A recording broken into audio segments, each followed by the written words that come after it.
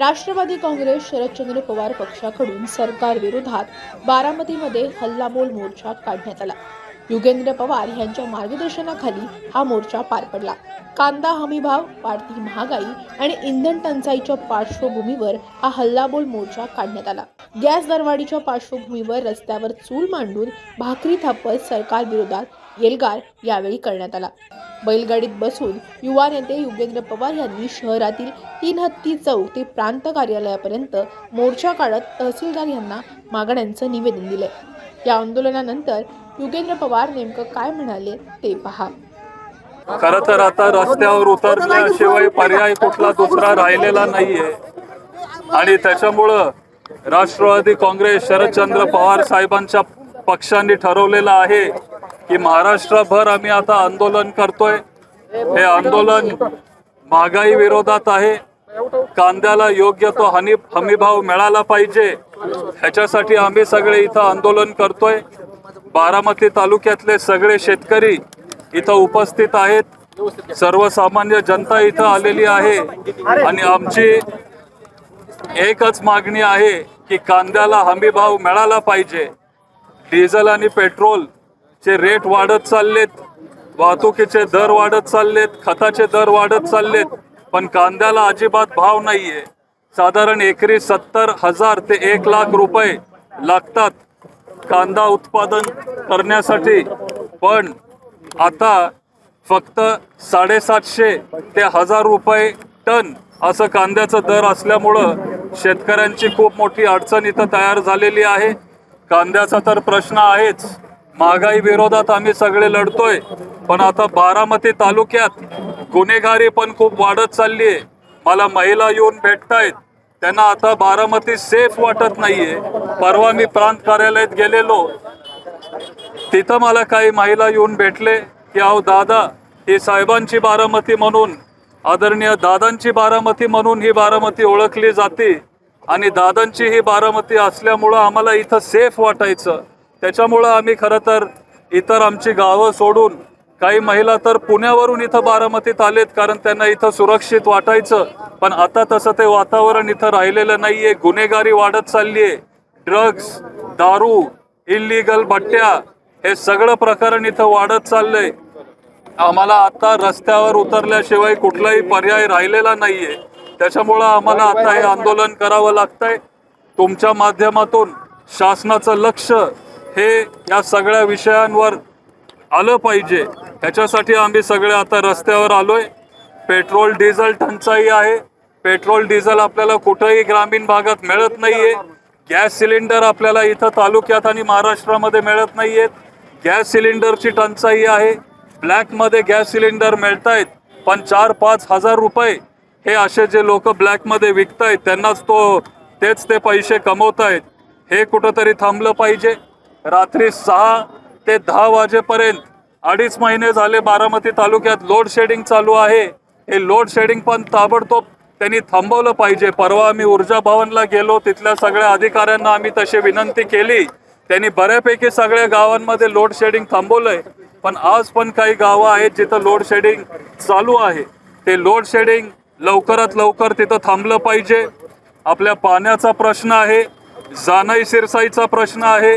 पाणी जेवढं आम्हाला पूर्वी मिळत होतं तेवढं पाणी आता आम्हाला मिळत नाहीये। तापमान, टेम्परेचर वाढत चाललंय, आम्हाला आमचं हक्काचं पाणी मिळालंच पाहिजे। आणि बारामती तालुक्यातल्या जिराईत भागातले सगळे शेतकरी आहेत, हे तिथं ऊस लावत नाहीत, कारण एकतर प्यायला पाणी तिथं नाहीये, चारा टंचाई आहे आणि हे सगळे कांदा उत्पादक शेतकरी आहेत।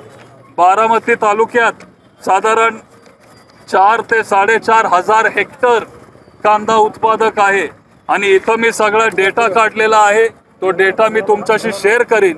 पण तुम्ही जर सगळी गावं बघितली जिथं जास्तीत जास्त कांदा उत्पादक शेतकरी आहेत, हे सगळे बारामती तालुक्यातले ड्राय भागातले सगळे शेतकरी आहेत, जिराईत भागातले हे सगळे शेतकरी आहेत।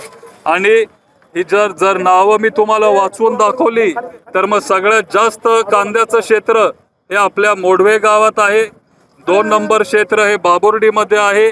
वडाणे, कराटी, कुतवळवाडी, भोंडवेवाडी, नारोळी, मुडाळे, खंडू खैरेवाडी, पानसारेवाडी, दंडवाडी, जळगाव सुप, कटपळ, निंबोडी, मोराळवाडी, सुप, मुर्टी या सगळ्या गावांमध्ये आज प्यायला पाणी नाहीये. आणि हे सगळे कांदा उत्पादक शेतकरी आहेत. त्यांना जर एवढा खर्च होत असेल आणि जर कांद्याला फक्त 700 रुपये आणि 800 रुपये टनी जर मिळत असेल तर मग या शेतकऱ्यांनी कसं जगावं? त्यांना पाणी पण नाहीये आणि आता त्यांच्या पिकाला भाव पण नाहीये. त्याच्यामुळं शासनाला आमच्याकडून विनंती आहे,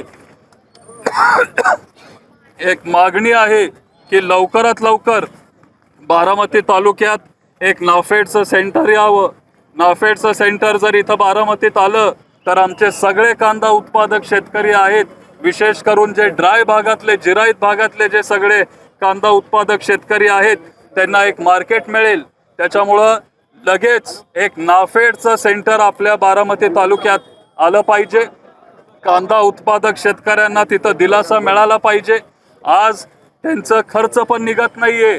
त्याच्यामुळं कमीत कमी 1,500 रुपये आपल्या कांदा उत्पादक शेतकऱ्यांना तिथं अनुदान मिळालं पाहिजे आणि कांद्याला 3,000 रुपये भाव असा आपल्या शासनाने जाहीर केला पाहिजे. ही आपली सगळी इथं मागणी आहे. मला आठवतंय की जेव्हा पवार साहेब तिथं कृषी मंत्री होते दिल्लीमध्ये तेव्हा कांद्याचा दर 60, 70, 80 रुपयेपर्यंत गेलेला आणि भाजपचे सगळे तेव्हा नेते तिथं कांद्याची माळ घालून संसदेत आलेले की कांद्याला आता तुम्ही सोन्या एवढा भाव देतायत. आणि हे काम कुणी केलं तर ते फक्त पवार साहेबांनी केलं, कारण ते फक्त तेच शेतकऱ्यांसाठी विचार करत आलेत. आणि शेतकरी नेते म्हणून जर कुणी आज देशात जर काम केलं असेल, कांद्याला चांगला बाजार आज भारताच्या इतिहासात जर कुणी दिला असेल तर तो फक्त आणि फक्त पवार साहेबांनी दिलेला आहे, कारण तेच शेतकऱ्यांचं हित इथं बघत आलेत. आता हे सगळे मुद्दे जे आम्ही तुमच्या समोर मांडलेत, आम्हाला विश्वास आहे की आमच्या आंदोलनाची दखल हे सरकार घेईल आणि लवकरात लवकर बारामतीमध्ये गुन्हेगारी, पाणीविषय, कांदा उत्पादकांना योग्य तो हमी भाव 3,000 रुपये, 1,500 रुपये अनुदान, नाफेडचं सेंटर, पेट्रोल डिझेलची टंचाई इथं कमी होईल, महागाई कमी होईल. पेट्रोल डिझेल 4-5 रुपयांनी एका आठवड्यात वाढलंय. जेव्हा पेट्रोल आणि डिझेल आणि क्रूड तेल वाढतं तेव्हा सगळंच खर्च वाढतो, कारण आज आपलं सगळं ट्रान्सपोर्ट, आपले जनरेटर हे सगळे पेट्रोल आणि डिझेलवर चालू असतात. त्याच्यामुळे डिझेल आणि पेट्रोलचे रेट कमी झाले पाहिजेत. साधारण काँग्रेसचं सरकार असताना पेट्रोल 50-60 रुपयावर होतं, आता ते 100 रुपयाच्या पुढं गेलंय. आणि पेट्रोलमध्ये पण तिथं दर कमी झाला पाहिजे हे, आणि लोड शेडिंग एकतर ताबडतोब बंद झालं पाहिजे. हे आमचे सगळे इथं मागण्या आहेत.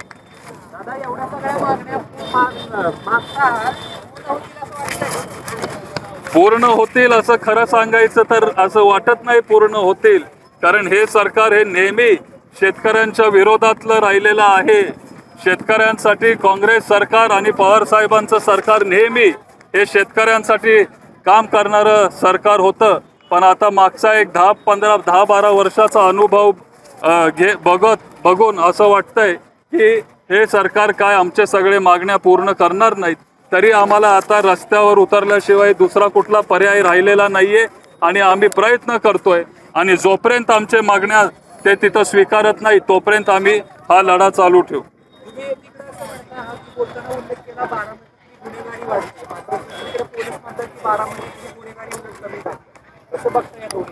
अहो, पोलिसांचं काम आहे गुन्हेगारी कमी करणं. ते स्वतःहून तुम्हाला सांगणार नाहीत की गुन्हेगारी वाढत चालली आहे, पण तुम्ही जे लोक आहेत, बारामतीची जनता आहे, त्यांना तुम्ही जाऊन विचारा, तेच तुम्हाला सांगतील गुन्हेगारी वाढली आहे का कमी झाली आहे.